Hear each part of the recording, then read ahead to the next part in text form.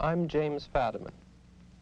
On this program and on the 6 which follow, we will be exploring the world of drugs, the complex issues raised by drugs in our society, and particularly the rising concern with drug use among children in elementary and junior high schools.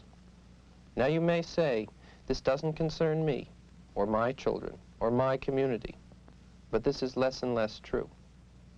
We found that if you ask any child in this age range, do you know other children who are using drugs? The answer is usually yes. This was not true several years ago. The change has been sudden, swift, and dramatic. Now there are a host of attitudes, points of view, and information that we're all exposed to on this subject. Some confuses us, some allows us to become complacent, some disturbs us, some is illuminating. School children hear them all and must make decisions. Well, I think that there are actually two ways in which amphetamines in particular may be misused or abused.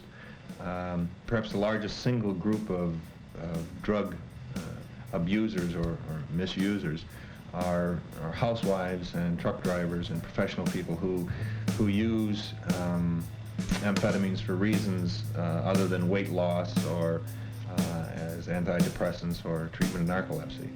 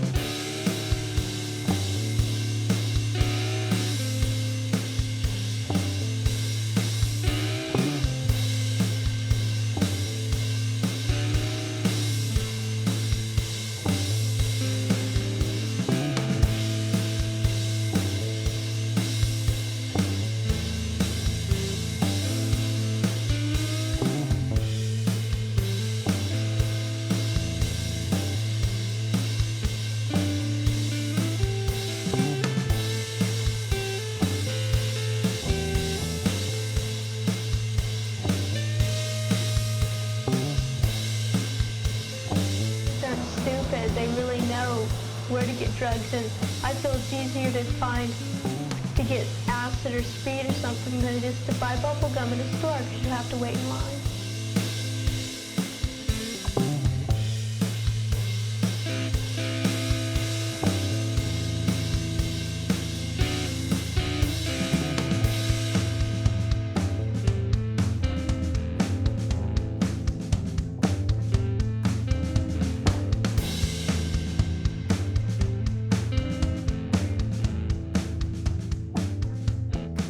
There is a relationship between the use of marijuana and the eventual use of heroin, apparently. I don't think it's a causal relationship, and this is not the reason why marijuana or cannabis sativa is in our statutes as a dangerous substance or as a narcotic or anything else. It is a dangerous substance all by itself. We have found here in our area that one of the most effective approaches to young people is to chat with them about what kind of a person are we when the only way we can get kicks and the only way we can have a meaningful party, the only way we can get pressures off our backs, and the only way we can cope with situations is through a chemical, then we're not really much of a person.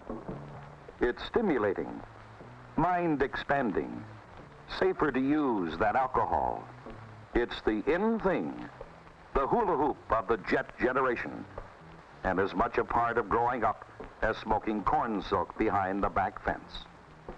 Such are the myths concerning marijuana. Myths that lull thousands of young people into experimenting with a noxious weed. The facts are otherwise. Marijuana is an intoxicating, mind-muddling drug. Its use can lead to abnormal behavior, to psychological dependence, and to abuse of other drugs. The human brain, after all, is made for thinking, not fumigating. It's hardly a tinker toy for experimenting with drugs. This has been a public service message of the American Medical Association and your local station. I think a joint's a little bit more strong than a martini because, well, some people a martini can really throw them flying, but a joint usually always takes you high, gets you high, and a martini, you just feel a little bit better. You don't really get to the point where you can't drive a car or anything. A lot of doctors, they recommend like a glass of wine or a small drink when you come home to relax you, but marijuana does a little more than just relax you, I think. One joint wouldn't do all that much unless it was pretty powerful, but I think if you just wanted to relax a little bit, that's why a lot of people smoke. Just to relax themselves a little bit. I don't say if you're disgusted, go home and get stoned, That's not the idea. But I think some people drink socially, they call it, but I think a lot of adults drink just because drinks are going around. Really not much different than teenagers. I don't think so. Today's program will look at the pervasive drug influences in today's America with comments by experts on aspects of the drug problem. Later programs will look at the role of drugs in other cultures and the pharmacology of specific drugs. We will see how children are exposed to drugs at an early age. We will observe a series of dialogues between teachers, children, and consultants. Two communities' responses to the issues will be presented. Finally, we will see children and adults working together to better understand each other and consider alternatives to drug experimentation.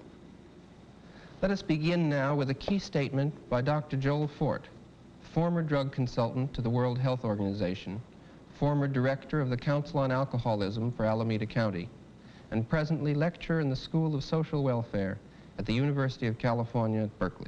First of all, we live in a drug-ridden or drug-saturated society where people are taught from infancy to use a wide variety of mind-altering drugs. And older people, like many younger people, have conformed to the pressures, the massive advertising and promotion and distribution of certain drugs, the glorification of certain other drugs such as marijuana and LSD by the mass media, politicians, and drug policemen, the desire to find or at least to seek escape, relaxation, sometimes feeling, with many people essentially not being able to feel anything, a sense of socializing with other people is certainly involved, going along with the crowd. Again, I think we're taught that we cannot have a good time, cannot find happiness or significance in life without depending on one or more mind-altering drugs. People don't have parties without drugs. The cocktail party, of course, being the most common group drug experience in American society. And they have accepted, in essence, I think as a summary answer to the question, the adult world and an increasing number of young people as well have accepted and are living the industrial slogan of better living through chemistry. A study by the Stanford Research Institute indicates that the average middle-class home contains about 30 medications. Half of these are prescribed on the advice of medical doctors.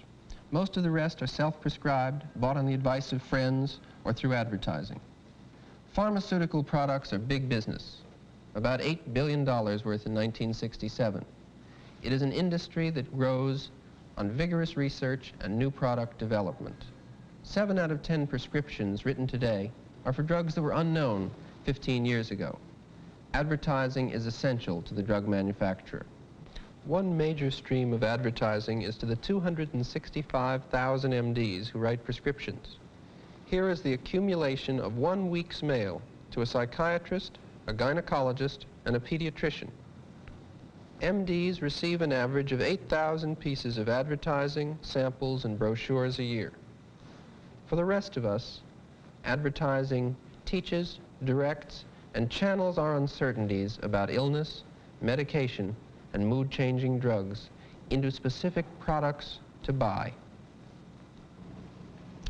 In the first version of this program, several television commercials were seen. One for a national brand of wine, one for a headache remedy, and one for a tablet good for headache, stomach upset, colds, etc. All of the companies involved later withdrew their permissions. In point of fact, all but one of the numerous companies we contacted were unwilling to have their commercials viewed in the context of this program. Many told us that they felt it was inappropriate to have their product seen as part of a drug-using culture. It is clear, however, that some drug advertisers describe their products in such glowing terms that our children begin to associate adult drug use with magical properties of mood change, instant relief, and other all-pervasive effects. The corporations who were unwilling to air their television commercials were companies selling beer, wine, coffee, aspirin-related products, cold pills, and medications for children. For the next few days, notice these products and notice how they are advertised. Consider what attitudes your children are learning. Obviously, diseases have been checked, life has been extended, and living conditions have been improved through the use of drugs.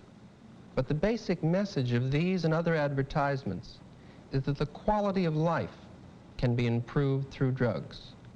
It would appear that we are living in a drug-conscious and a drug-using society. This series, however, is not about all drugs and not about all people, but centers on the young, their interest, their fascination with drugs. Why this interest? There are many kinds of answers. We've asked experts from a variety of backgrounds. An in-service instructor in drug education. Drugs are here to stay. They've been here for quite a while. People of all age levels use them, be it from the very young or to the very old.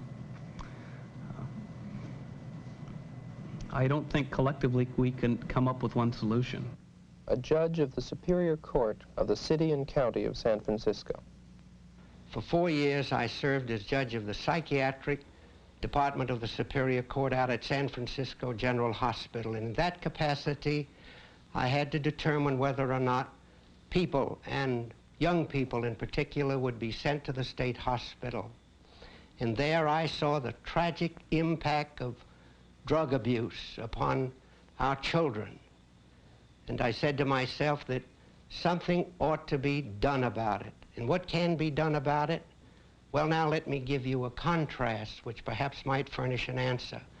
I don't think the answer lies in criminal sanctions and harsh criminal sanctions. You see, now I preside over the criminal department of the Superior Court, and people are brought before me because they have used drugs, and the penalties are very severe, and the people are treated as criminals and not as sick people. But I want to make this clear that it is the law, and the law must be obeyed. And in this connection, I'd like to call attention to the fact that in my office are 2,000 affidavits filed by people in a case attacking the constitutionality of the marijuana statute. And among the 2,000 people, all of them said that marijuana was not harmful, and most of them said marijuana was not harmful because they themselves had used it. Now, I disagree with these people. I think that marijuana is harmful, psychologically harmful, and I do not believe that marijuana should be legalized. But what causes me a shock, if I may say so, is that 2,000 people, in effect, have indicated that they have violated the law. Now, the answer does not lie in violating the law. The answer lies in attempting by democratic means to change the law. Now, it may well be that the legislature at some time in the future may change the law and say that violations of the law for drug use shall not be punished by criminal sanctions. But until that is done, the law must be obeyed. I do think that the penalties are much too severe.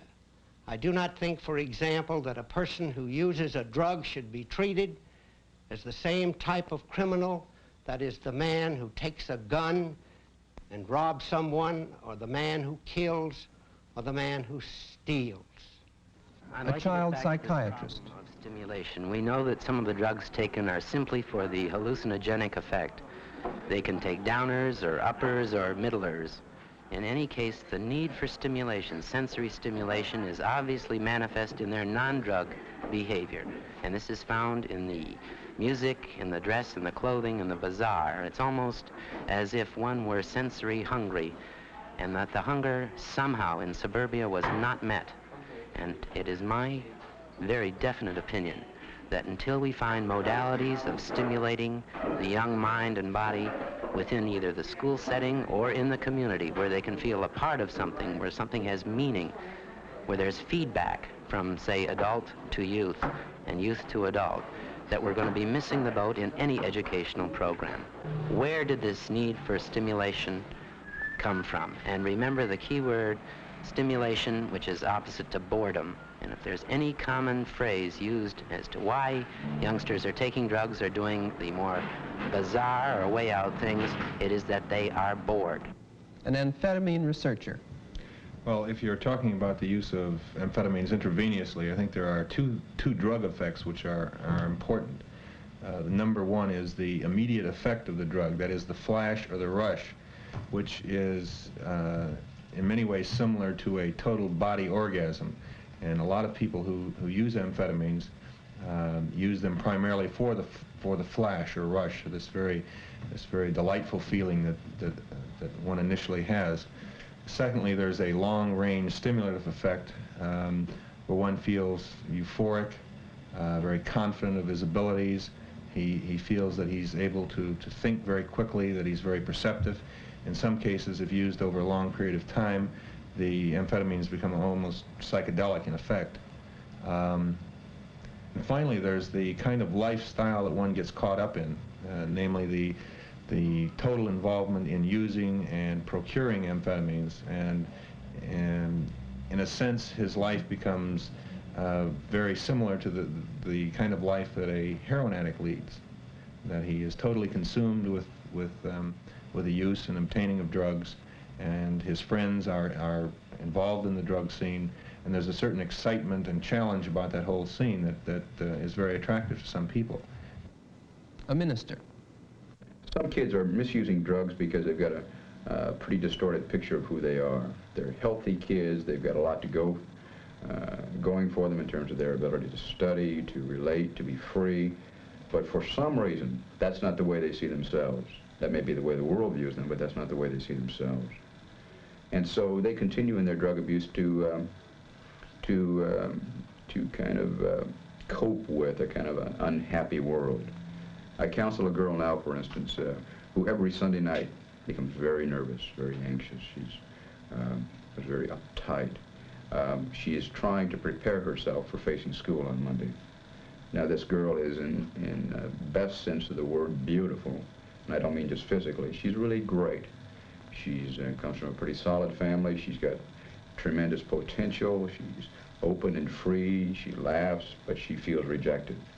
Now, in some ways, she's trying to handle a social kind of problem, which, by any objective measure, really does not exist. But it's a way of coping. And drugs accomplish a great deal in a short period of time. She takes barbiturates almost exclusively, Reds or Seconal, and it allows her just to back off from the pain of what she feels is rejection. So those who I think stay with it are people who are trying to cope with kind of a negative self-image, whether it's real or imaginary. Mm-hmm. I always qualify that because I don't like to generalize. Not all users are escapists. Not all of them are clamoring after a crutch of some sort. But some, those that act out in extreme fashion, are people that are hurt people. And this is their way of kind of pulling back into a corner and saying, well, at least I've got this thing. This is my bag. A superintendent of schools. The people in our district who have spent a great deal of time talking with young people tell me that the young people continually say that there is a breakdown in communication with the parents, that the parents either are not interested in listening, or that they don't have the time to listen, or that they don't care. The fact that their parents may be over-involved in work or in various other activities which they may have. This is the sort of feedback that we get. We talked with two men of widely different experience. One, Dr. Stephen Patel, works in a research project in Haight-Ashbury. The other, Don McCune, is a director of instruction in a middle-class school system.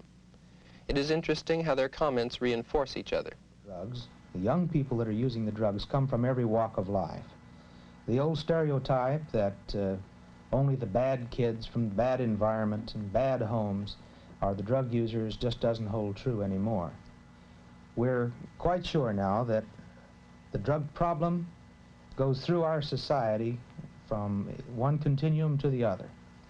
Those who are economically well off, those who are economically poor, and all those in between, those who come from the good parts of town, quote, and the bad parts of town, everyone. There's no one that escapes it. They come from very diversified backgrounds, from middle-class families, lower-class families, even a number of upper-class families. Geographically, they come from all over the United States. The peer group pressure that our young people are under today, the desire to be with the group, to be one of them, is certainly a very key factor in their turning to the use of drugs. I guess the only thing that they have in common is their failure to find some sort of identity in any previous environment that they've been in. They feel that they are more at home with the people who are here in the Haight-Ashbury, who are using drugs, and they feel that they can communicate better with others who use drugs. Young people in school today are being asked to perform at levels which we seriously doubted were possible in years before. So therefore, we're having emotional pressures on our young people. And some of them are turning to drugs to escape. Others are turning to drugs to turn on instead of turning off, to become stimulated. They seek excitement, and psychologically they're somewhat unstable and turn to the use of drugs to do this. They are often lonely, sometimes confused, and often very idealistic young people who are trying to find some meaning in life through the hippie culture and through the use of drugs. Young, sensitive, bored, maladjusted, searching, or curious. Children are attracted to drug experimentation in a drug-oriented society. Ours is not the first culture to grapple with the attractiveness of drugs, but rarely has a culture focused this kind of attention on the issue. This series will look at the most basic of these issues. The children are choosing. I believe that in education, we are obligated to give these young people the knowledge so that they can make a proper decision. We know that the decisions that are being made by young people are made when we're not there to help them. So therefore, we must prepare them to make these decisions. And if we believe in education, then we must believe in knowledge, and the knowledge that helps them make these decisions.